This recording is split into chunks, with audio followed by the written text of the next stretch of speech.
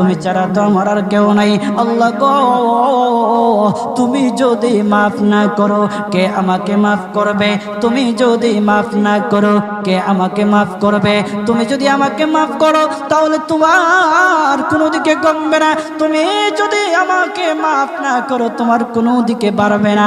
আল্লাহ গো, তুমি আমাকে মাফ করে দাও। সারাটা জীবন অন্যায় কাজ করেছি, সারাটা জীবন নাফরমানি করেছি, আমার কাছে কালেমার দাওয়াত কম আসে নাই, আমার কাছে কালেমার দাওয়াত কম আসে নাই, আমাকে লোকেরা কম বোঝায় নাই। ওগো আল্লাহ, তুমি আমাকে মাফ করে দাও।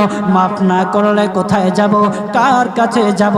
বাবা যখন মারে তখন মার কাছে আশ্রয় নেওয়া যায়, মা যখন প্রহার করে তখন বাবার কাছে আশ্রয় নেওয়া যায়, বাবা মা যখন প্রহার করে তখন দুনিয়ার কারো না কারো কাছে আশ্রয় নেওয়া যায়। ওগো